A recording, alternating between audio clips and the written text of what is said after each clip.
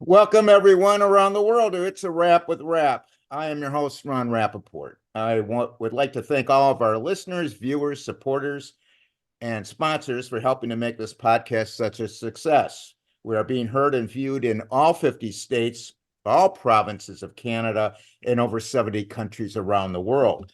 Please visit the podcast website, itsawrapwithrap.com, for all the episodes and to order podcast logo, merchandise, and other fine products from our sponsors to support the podcast.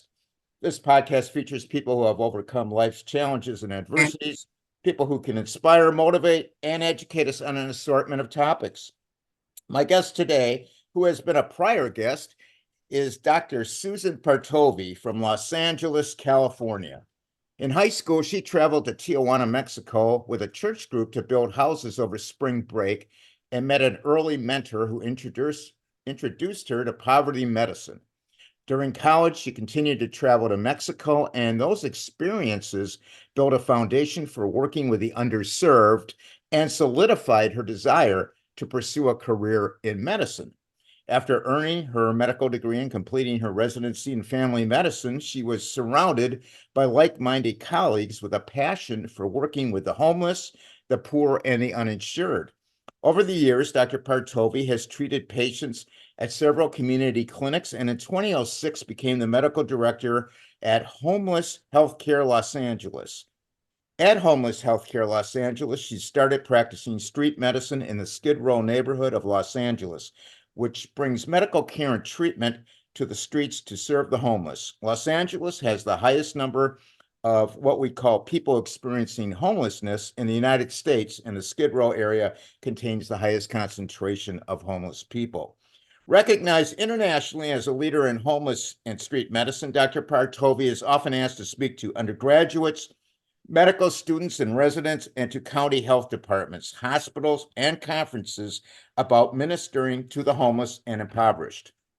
In 2009, Dr. Partovi traveled to Haiti with UCLA medical students as part of a project on poverty medicine. Excuse me. Along with her friend, Dr. Elaine Goldhammer, they founded H.E.A.L, Healthcare Empowerment Advocacy and Learning, a nonprofit that brings supplies and medical students to clinics in Haiti. She is here today to discuss her new book, Renegade Doctor, a doctor's stories from the streets, and to hopefully make us and our communities begin to recognize the shared humanity of our most vulnerable. Welcome, Dr. Partovi, to the podcast. Hi, thank you. That was a great intro. Yeah. But the book, it's actually called Renegade M.D. Oh, I'm sorry. What did I say? You said Oh, I Renegade. said Renegade Doctor. All right. I'm sorry. Renegade Close. MD. Yeah, let's get that straight right from the get-go. It's Renegade MD at Doctor Stories from the Streets. Yeah. Now, in 2007, you started practicing street medicine. What made up your mind to treat the impoverished?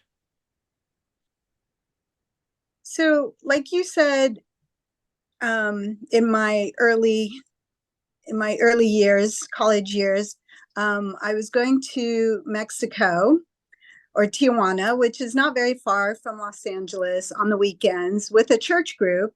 And my mentor, Steve Knopf at the time, and he was a physician assistant, and he was going to deliver care. And I just really felt at home with that kind of community, taking care of that community, and realizing that I wasn't a doctor then, and so realizing that it wasn't about how much knowledge you had about medical care, but the actual care part was the important part. So I really wanted to make sure that I was going every weekend so that they would see that I was committed to them. And I learned Spanish. I learned medical care. Learned a little bit about diabetes. As the years went on, and learned how to talk to patients. And yeah, and then just really felt at home, being that extra kind of wraparound person for someone who's just in so much need. Yeah. And fast forward, started working at the Venice Family Clinic in 2003 and got introduced to homeless medicine through their programs there. And we went to the National Healthcare for the Homeless Conference, where we saw a presentation on street medicine by Dr. Jim Withers, who's kind of like the father of street medicine in the U.S. And so, the medical director and I were both at the conference and at that workshop, and I just kind of look at her and I'm like, I want to do this. And she's like, okay. So we just, we teamed up with a team that was already doing outreach, not necessarily medical, and yeah, it was a whole different ball game, because these are people who can't make it to the shelters for whatever reason, can't make it to the clinic for whatever reason, and we're going, under the pier and on the promenade and places where they hang out, and going to them and seeking them out and building a relationship with them so that they can trust us, using anything as an engagement tool like socks or hats or water, and Yeah. yeah, and then with time they learn to trust you, and eventually we try to woo them into care and to accepting resources, and nowadays the goal is housing. So you kind of answered my next question, which is what is the purpose of street medicine? So yeah, so I did kind of answer it. So we realized that a lot of people experiencing homelessness, for whatever reason, don't want to go to the clinic, don't go to shelters, don't go to the normal places where the clinicians would be. And so we started realizing, we meaning the community of people who do homeless medicine, we just really see the importance of going out to them, and because their lifestyle is to a point where they can't make it to a clinic, they can't even secure their own. Sorry. Got some pups. All right, guys. All right. Oh, those are the puppies. Okay. Yeah. So I'm assuming you can edit things out. Oh yeah. Okay, good. Except on the video. The video's uncut. So at least ever Oh, watching on YouTube, I'm getting the whole thing. dogs. Um, so yeah, really, if you really want to be reaching the sickest of the sick, then that's what you need to do. You need to go where they're at, and there's a lot of hoops that normally we can jump through that they can't jump through, and so we're really trying to make things as easy for them as possible. So we come with we don't say, oh, well, go to the clinic and get your blood pressure checked. We check their blood pressure, Right. or or we give them the medications right there and then. Or nowadays, most of them have H.E.A.L, so we'll put the prescription into the pharmacy, we'll go pick it up ourselves and bring it back to them. So you're really going out of your way to make things work for them, because they're just not at a place where they can do that for themselves. And so me personally, I'm seeking out the sickest of the sick. And when I say that, I mean to the point where they can't even take care of themselves, which is why I've started focusing more on people who are severely mentally ill, because in my opinion, those are the ones that are really, really disabled, really at risk of morbidity and mortality. And so I'm just trying to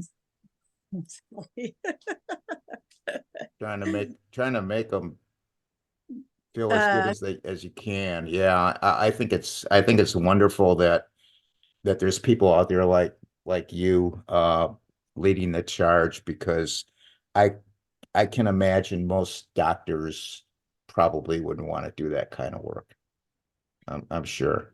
Yeah, I mean it's definitely becoming a little bit more popular, but yeah, most people don't want to be dealing with this population. Yeah, So yeah, doctors included, but or clinician, not just doctors are out there, nurse practitioners, RNs, PAs. So you've got the sure. full of caretakers out there, but it is a special group of people who are committed to working with that population. So, Very special group.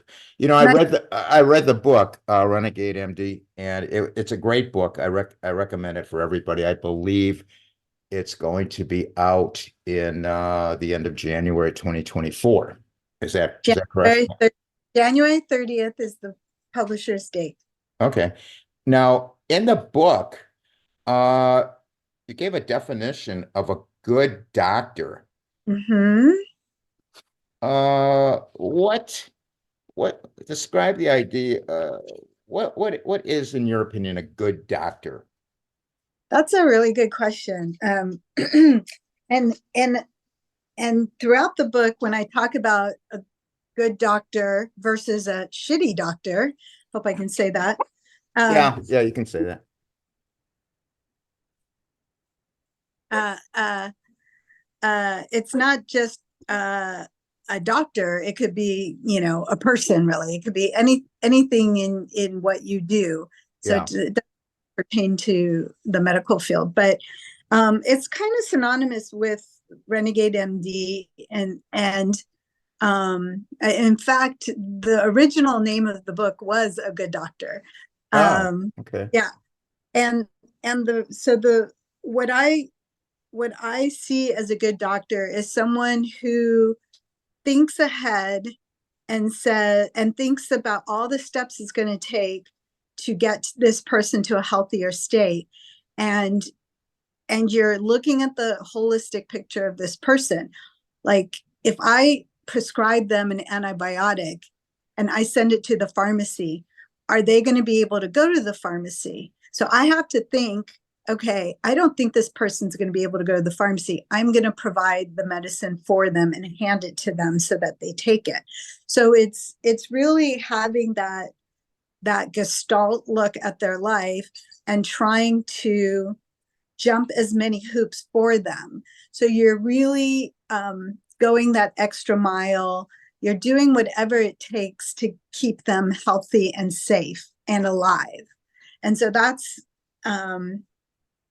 part of being a renegade doctor or a good doctor, but then also being compassionate, being caring, but being accepting. So that's I think the caveat that a lot of other clinicians might have a hard time with, because there's stigma and we think of when we think of someone who's a substance user, the term that the we Yeah. use is drug addict, and we immediately think, horrible person, selfish, doesn't care about anyone else but themselves.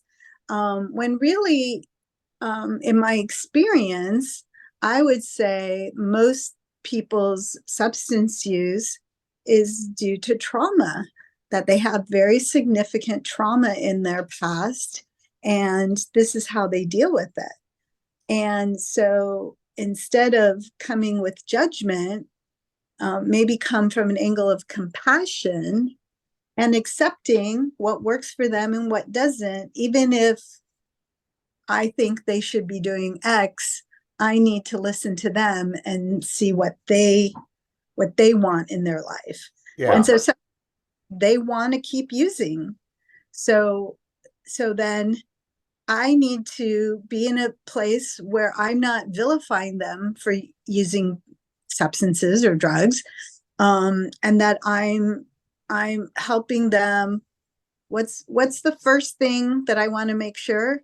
Don't die. Okay, so Yeah. that's my hierarchy of needs for my patients, right? So first, don't die.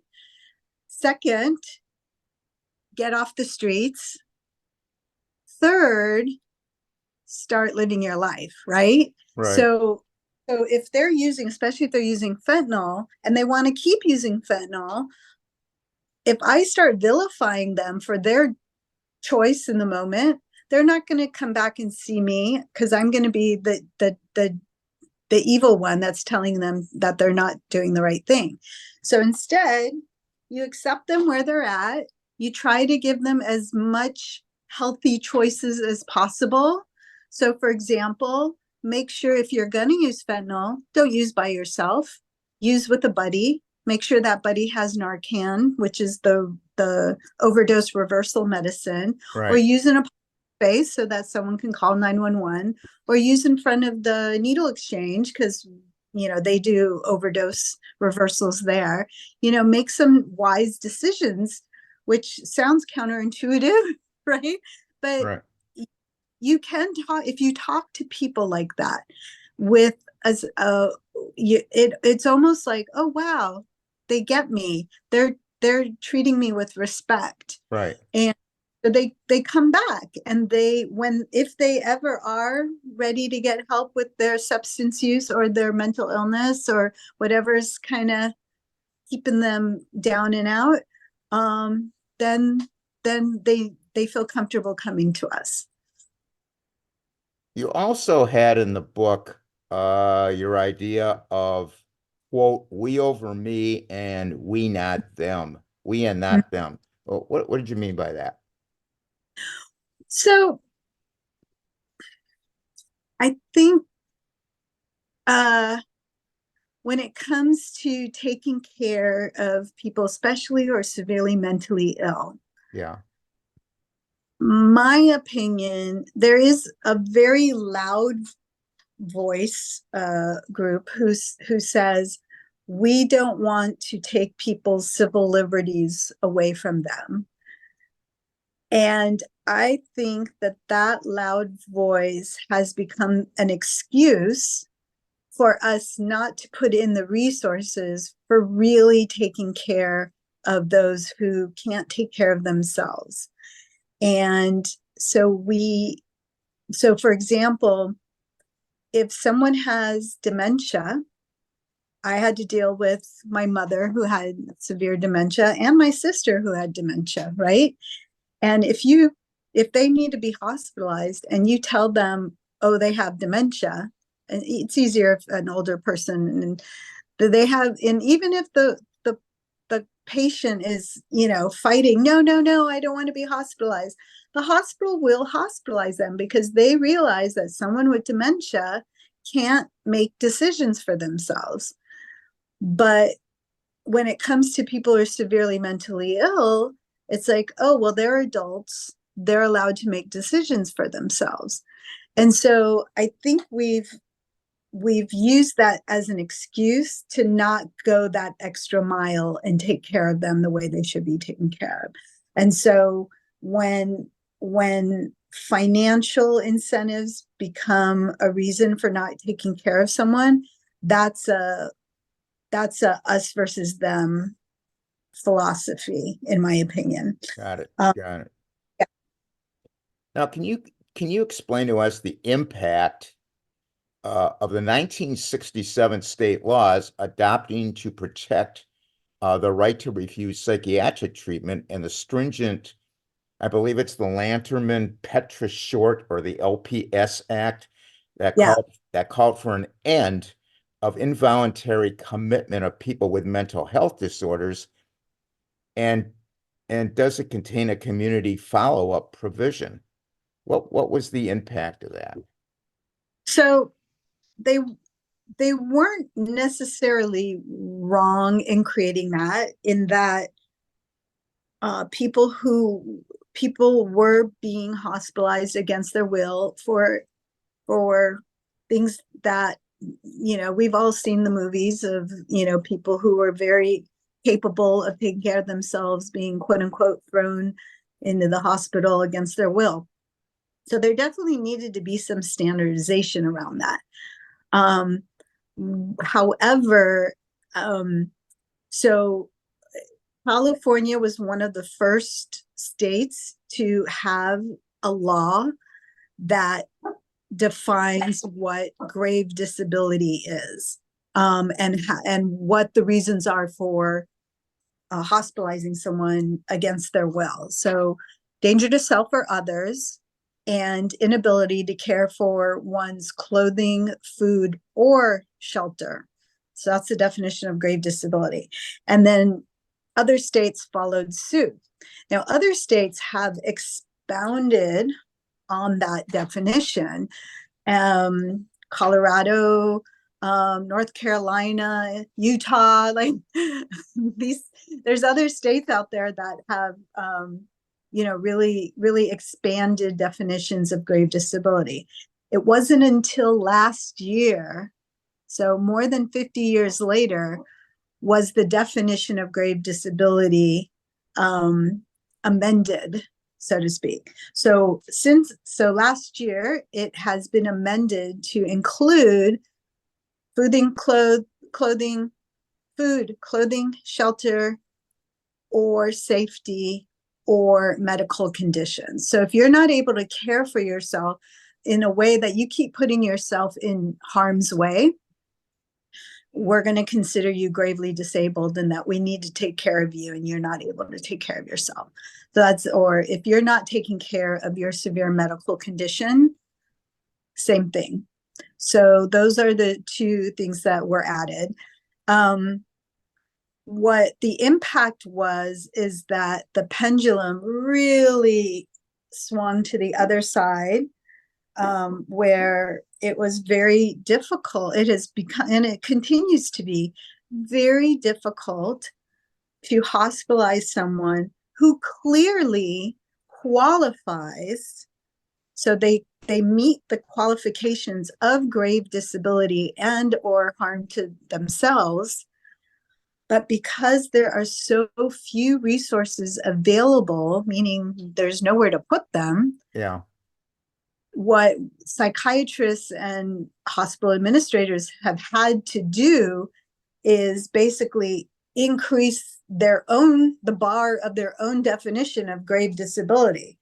It's like, well, yeah, but they get food out of the trash can, so that's okay. Well, they've got a tent, so that's okay.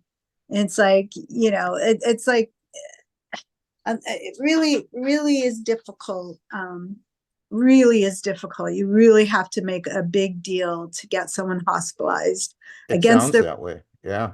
Then, and then there are some people who even if you do start them on medications and deal with their delusions and their hallucinations, they're still debilitated. So we'll use schizophrenia as an example. With schizophrenia, it is a brain disease.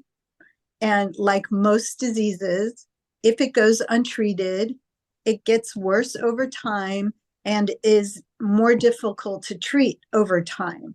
So for someone who has been schizophrenic for 30 years and they get help, now they might not be hearing voices anymore, but they're still not able to make executive decisions.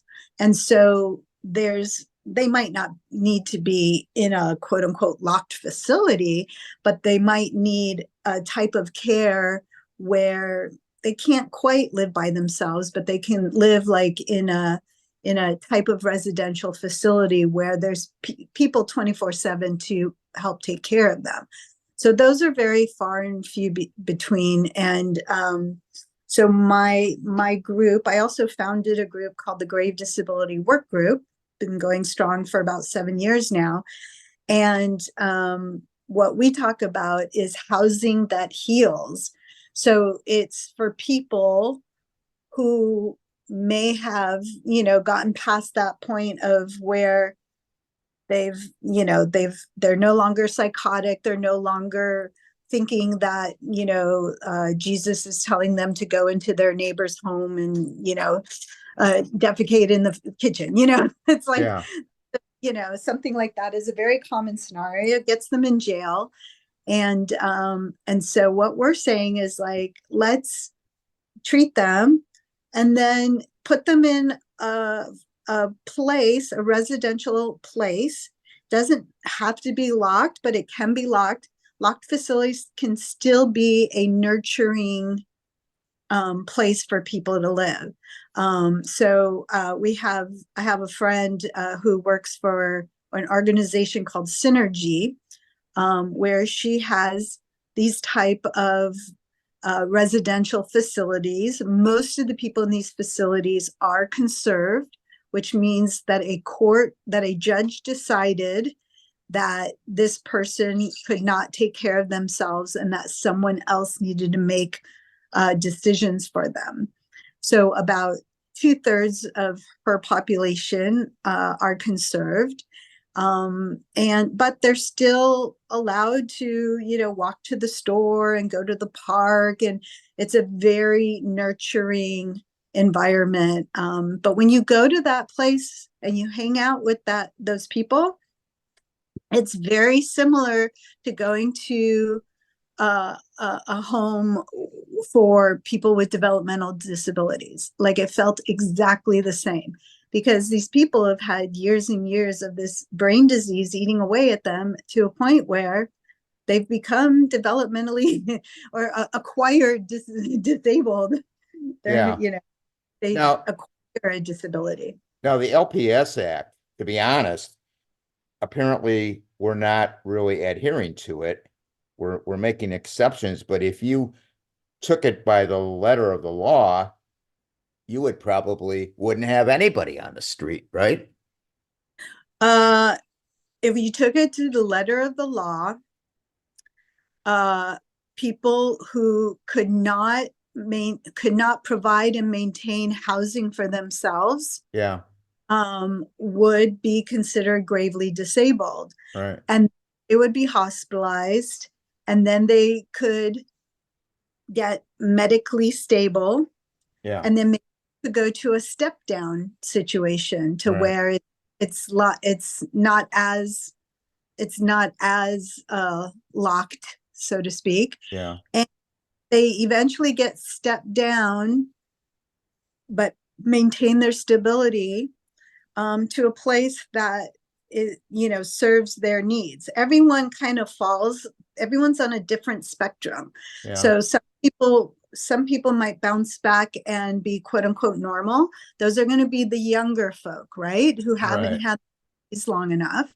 And they actually, I mean, there's a woman in our group who has a diagnosis of bipolar, to where she explains that she had to be hospitalized against her will, and she says it saved her life. And she thought that she had to jump in some river naked in order to have world peace, kind of a thing. And Yeah, that she truly believed that, and so she was a danger to herself. And now she lives independently. She has a cat, she has a job. She's because she was able to be stabilized. She was a higher functioning person. So everyone's kind of at a different level of the spectrum of their ability to take care of themselves. And so we need places that are able to meet the needs of all those different levels. And so if you look at people, and because I mentioned it, I'll use people with developmental disabilities or intellectual disabilities. Um, the state of California actually has a law that provides for their care for the rest of their life. And so my roommate has a son who is high functioning, developmentally delayed person, and he was at a group home for a little bit, and the state was paying $9,000 a month for this group home, whereas people with severe mental illness, the state doesn't pay for them. And so there's really nowhere for them to go. The only place they can go are, say, boarding cares that are willing to take their SSI check that's about $1,000 a month. Yeah. Right? And so you see the disparity, and a lot of board and cares can't afford to keep the lights on because they're getting literally 1/10 of what Yeah. what it to Right. take this population. So And I think so I think it's mostly a lack of resources is what you alluded to. mm, it's a lack of resources, but the lack of resources can be remedied. So it's Yeah. a lack of will to really take care. I mean, there should be absolutely no difference between taking care of someone who's developmentally disabled and someone who is schizophrenic and unable to take care of themselves. Why Yeah. does one get a home and the state pays $9,000 a month for them, and one gets the streets or jails or die? Right. So there is something more to than just not resources. There's something about, not wanting to take care of the severely mentally ill. It's a mindset. It's a mindset issue. Yeah. Yeah. Like when we think of someone with dementia wandering the streets, we're like, oh my God, of course we have to hospitalize them. But when we think of someone with severe mental illness wandering the streets, we're like, that's just the way it is. Yeah. So that's your own kid. Do you have kids, Ron? Yeah. Yeah. If that was your own kid, you would Yeah. do anything to make sure that that kid wasn't in the streets eating out of the garbage and Absolutely. Yeah. Yeah. death. So yeah, it's really sad when you see it up front. And that's why I started what I do, because I was just like, this is ridiculous. Right. Well, we have to move on. So Yep. the next question is I want to briefly explain to us the concept of harm reduction and how Sure. policies in place like at the shelters, etc., work against that concept and the effect on the patient. So harm reduction means that we're doing whatever it takes to reduce as much harm as possible, according to the client's desire. So I spoke earlier about there are some people, for instance, who aren't ready and do not want to stop using their substance, their drug of choice, right? So are we going to say, well, screw you, don't come back?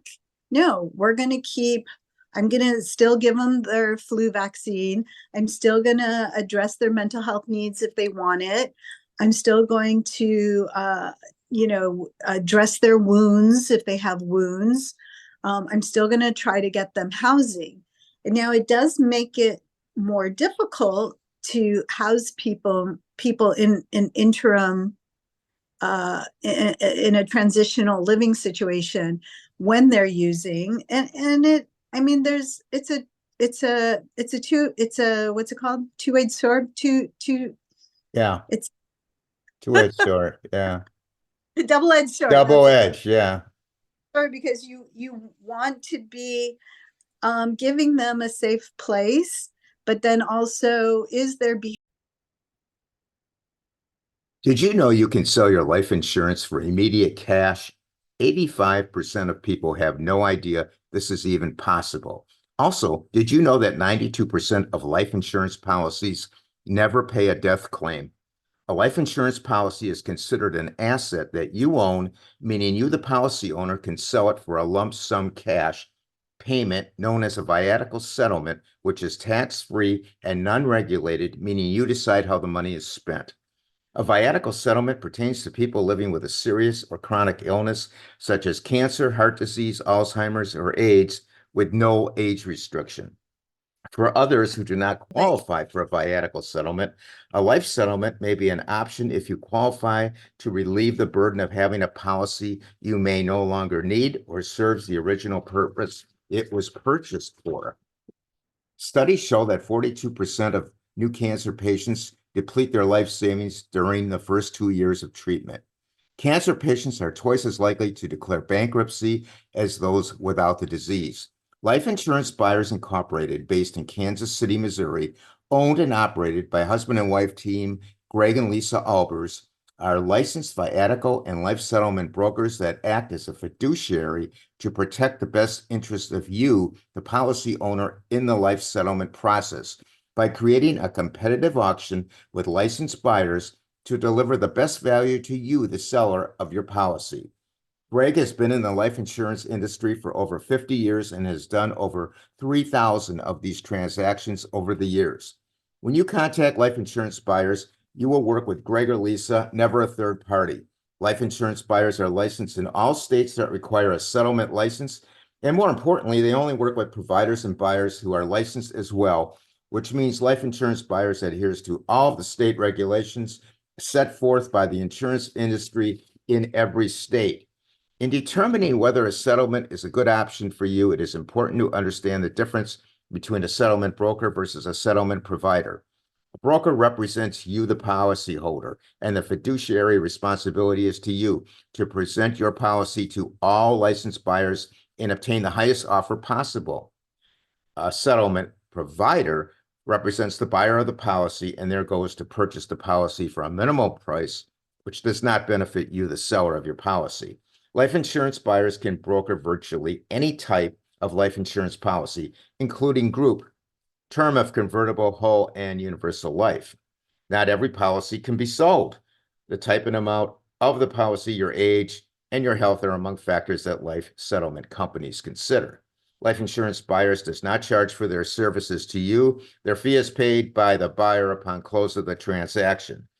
No application fee, invasive interviews, or physical examinations are required, only that you complete a confidential information inquiry. For more detailed information, please contact Greg or Lisa at 1-800-936-5508.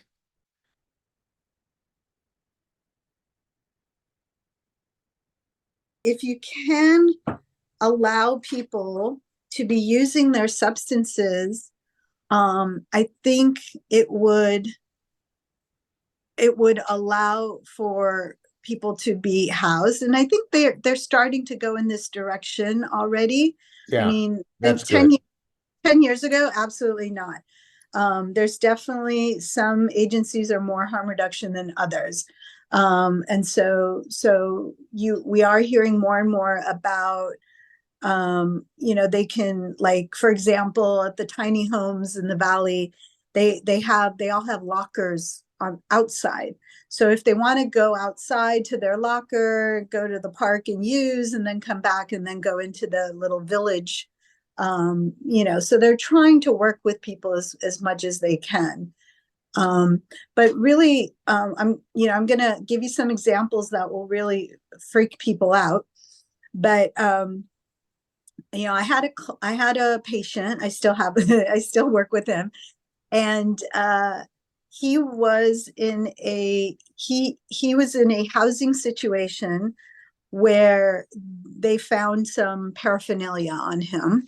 So some paraphernalia. And they said, in order for you to maintain your housing situation, you need to go to rehab.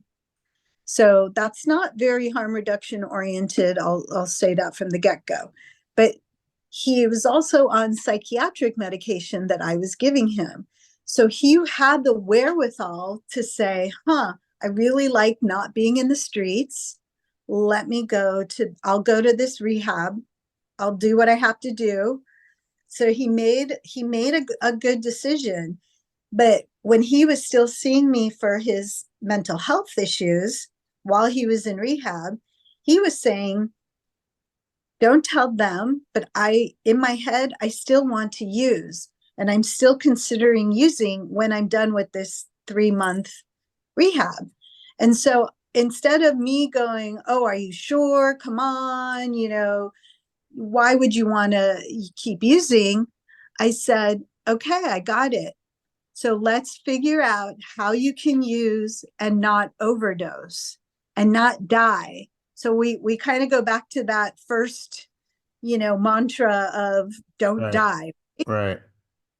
So because I said that, he felt comfortable in telling me how he was feeling.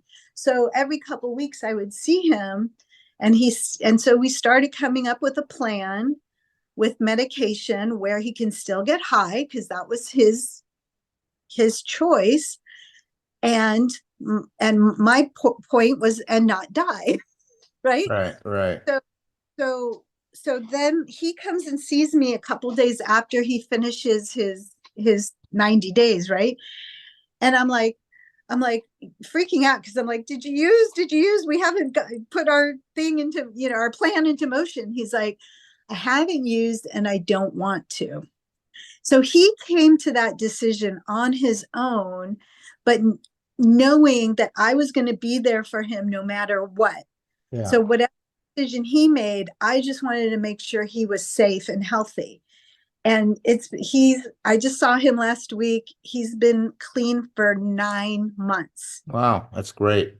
So And you're definitely making progress with that yeah, philosophy. so that's an example of harm Right. reduction to three.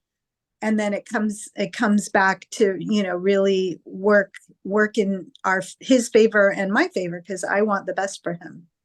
Now I want to go over some 2020 statistics for the audience. There's over 66,000 people in Los Angeles County are unhoused. Two-thirds live on the streets because there is not enough shelter beds. There's thousands of children on the street. 74% of the unhoused are disabled. 33% suffer from mental health problems.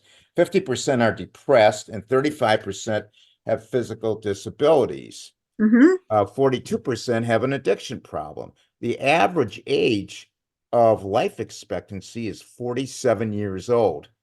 So Right. being on the streets is their rock bottom. So Right. what policy changes from government and institutions dealing with people experiencing homelessness are you hoping for? So for me, the of that group, the sickest of the sick are going to be Yeah, the great disabled, right?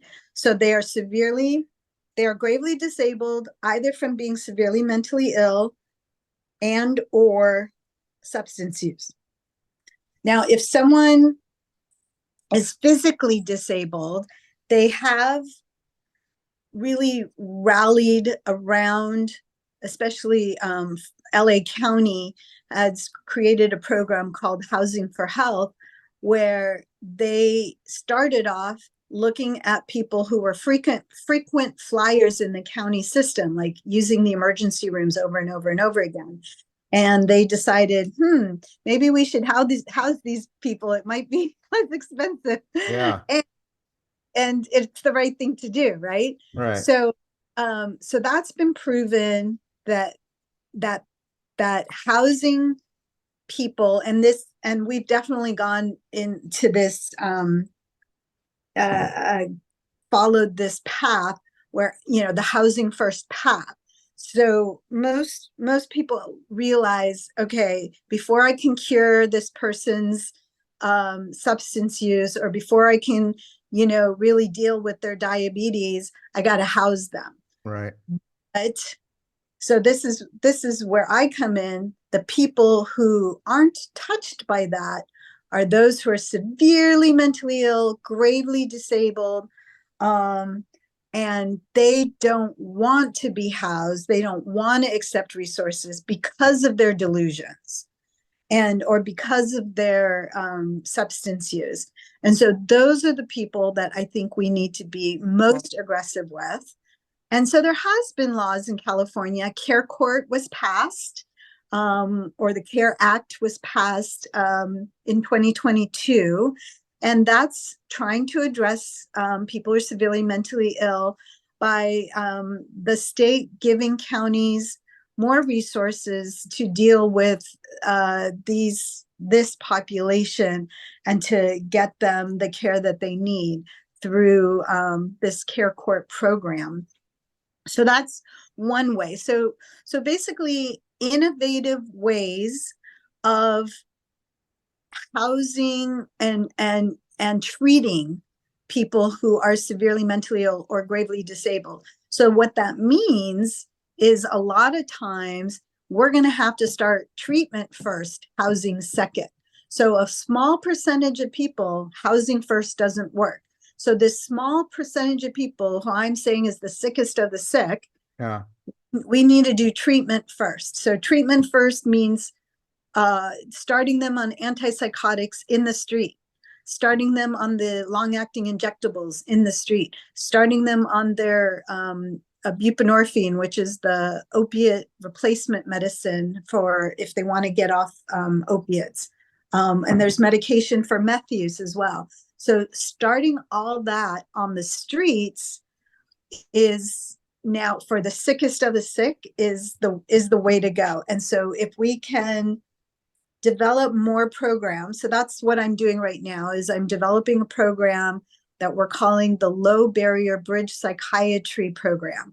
So low barrier meaning you don't have to go to a clinic, you don't have to get an appointment. It's like if someone says, "Hey, I have Joe Schmo here and he's out of his antipsychotic," I can talk to him on the phone, I can order it from a pharmacy, I can have either the outreach person take him to that pharmacy to get an injection, or they can pick up the meds and bring it to him. So we're really trying to get people treated as fast as possible, because we've noticed that once they start getting their mental health treated with antipsychotics, they're ready to accept resources, and then they can go into housing, and then they can start living their life. That's excellent. That's excellent. What is the toll of practicing street medicine had on you and your colleagues? I mean, it's got to be, I'm sure, nerve-wracking at times when you want to help somebody and they refuse it, or, give Mhm. you a problem for a long time and maybe down the road they accept it. But what is the toll on you guys?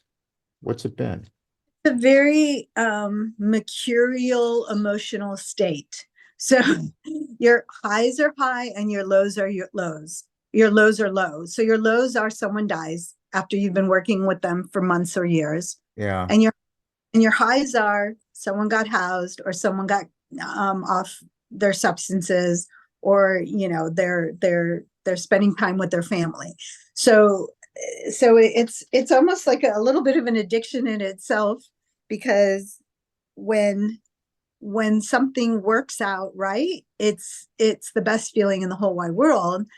And so it's usually like, the whole few steps forward, some steps back, few steps more forward, few steps back. So it is really hard. I mean, there was one point where I was going out on the streets 3 times a week, and that was too much for me. There's some people who go out every day to the streets, and so it's yeah. I mean, we just have to be very, like, we have an outreach team at Homeless Healthcare, and I meet with them once a month. I'm checking in with them.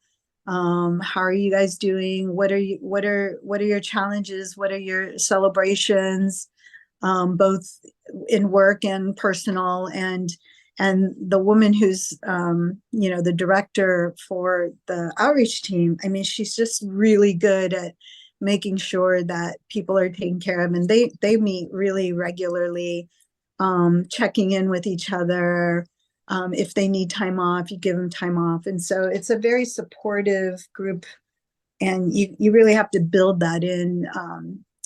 It's like anything. It's like, when you're working in an emergency room, or a psychiatric hospital, or probably law enforcement have similar Yeah. issues. A lot of frustrations, a lot of hoops, but when something does go right, it's extremely rewarding. Well, I would imagine a tough part would be you're seeing these people over and over again, and you're developing a relationship. And if it does go south, I Mhm. can imagine it's probably like losing a friend, you Yeah. know? Yeah, Yeah. it's gotta be tough. Tell us about your work in Haiti. You have a Mhm. nonprofit, it's H.E.A.L, which stands for Health Empowerment, Advocacy and Learning. And will you continue your work there in lieu of a U.S. State Department warning to avoid traveling there? Yeah. Now, I haven't been there since 2021. I haven't taken medical students since 2019. We were planning on going in 2020.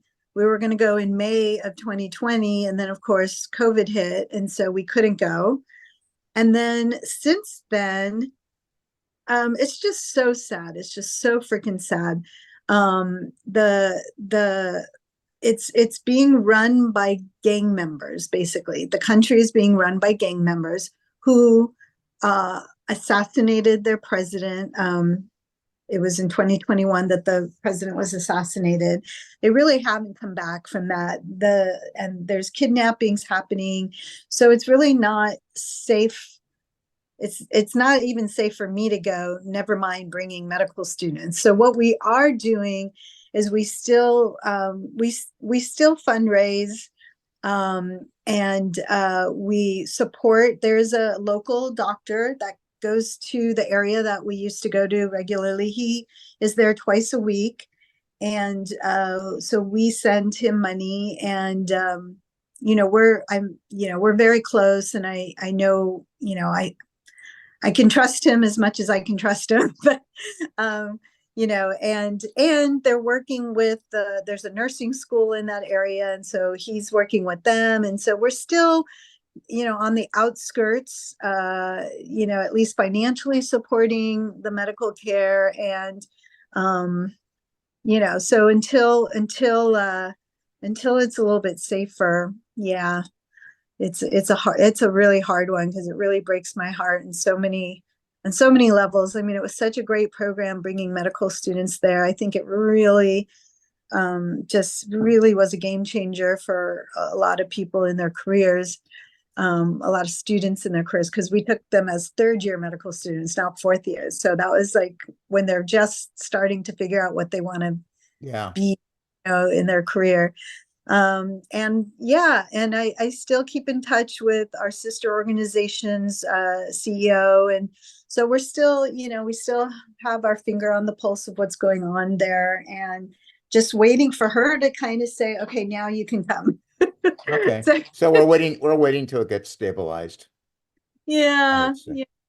So we're kind of on hold with that. But in the meantime, my next book is actually is on Haiti. It's kind of in the same style, where it's short stories. And each year that I went, I actually did a blog. And so it's a compilation of I did read that blog. I'm on your blog, I believe. Yeah, and so it's interesting. my blogs, and especially when I went before the earthquake, it was really, I have a little bit of PTSD to be honest with you, because we were working at a clinic right next to a malnutrition center, and we were having kids dying every day, and that was really, really hard for me. A, I'm not a pediatrician. B, I'm not an emergency medicine doctor. And B, we're in Haiti. There's there's nothing, no lab capabilities whatsoever. And so it was really, really, really difficult to that situation. Yeah. So I write about that, and I write every year that we went up until 2019. So hopefully that'll also be a good read. But for now, Renegade M.D is where you're. Yeah. And you answered one of my questions, like, what are you planning on writing new books? Now tell us about your new book, Renegade M.D. Mhm. And what you would like the readers to take away from reading it, and where it can be purchased. So it can be purchased on Amazon.com or bookbaby.com. And if you do read it and you like it, go ahead and leave a review. Okay. I would love for this to become a TV series. I'll just put it out there. I'll just do the pie in the sky kind of thing. Let's hope And it sticks to the wall. right. And the reason is I compare it to Call the Midwife, where it's a very specific situation, and with kind of a lot of harrowing and dynamics. But really, what I wanted people to see was that I tell stories about people that I was encountering, and I want people to see the humanity that I see in them. And so when I'm talking to someone, I might be joking with them. I might be singing Bye Bye Miss American Pie with them. I might be, talking about arts and crafts. I mean, whatever. Like I treat them like a normal person. And so I want people to see that spark of humanity in each person that I see. And it's not that people don't care about people, but I think if they really see that this person could have been my sister, this person could have been me, this person could have been my mother, that I think that's how we get closer to being a we society and not a them society. Yeah. And just really, and I get there is, I'm going to acknowledge that there is some compassion fatigue out there, right? There's a lot of people out there that are hurting. There's a lot of poor people out there. There's a lot of impoverished people. There's a lot of, whatever. So I get it. And I'm not saying that you have to care.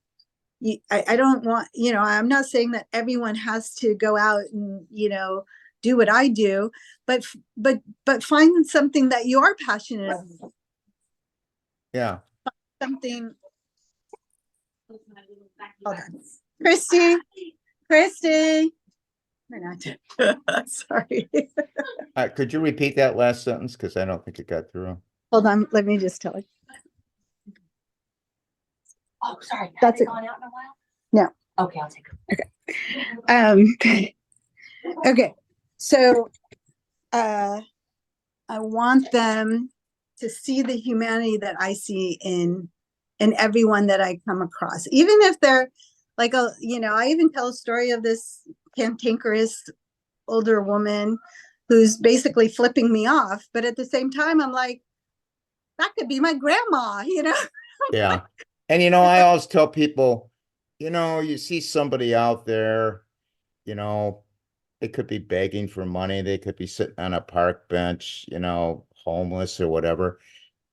They have a story. There's a reason that why they're there. You don't know what the reason is. So I don't make judgments. Right. I don't make judgments on people is what I always say. You just don't know what their situation is or was or what they're doing. So that's important.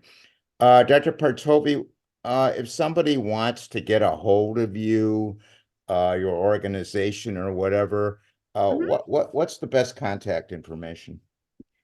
So I have, if they want to learn more about what we're doing with H.E.A.L, that's weareheal.org. We are H-E-A-L, H-E-A-L.org. I'm going to put this in the podcast notes, so don't worry about that.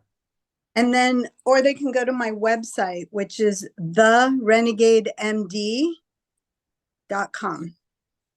therenegademd.com. And could they get the book there too? Yeah. Oh, great.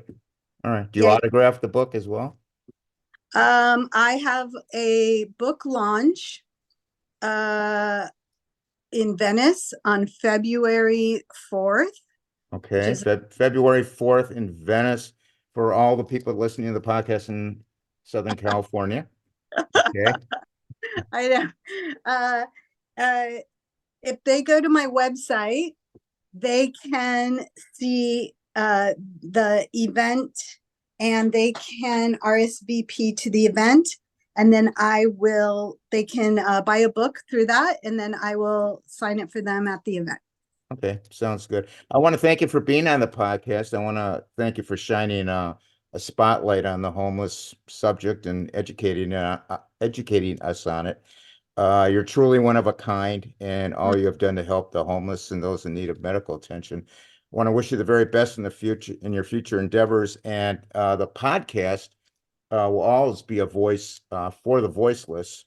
And we Mm. stand with you in your efforts to Mm. help the downtrodden in this world. So I want to Thanks. thank you. It's just been a pleasure to talk to you. And I think everybody out there listening is really appreciating what you do.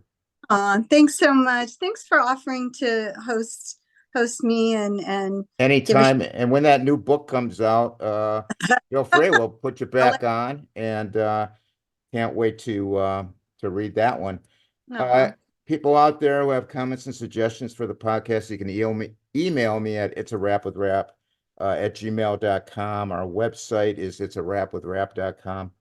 We are on Facebook. We have a Facebook group. It's a Rap with Rap. We have a couple thousand people on there.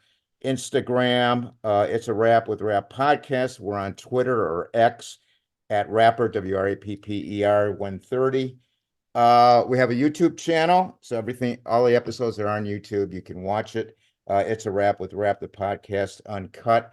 I want to thank everybody for listening, and everybody please stay safe. And for now, it's a wrap.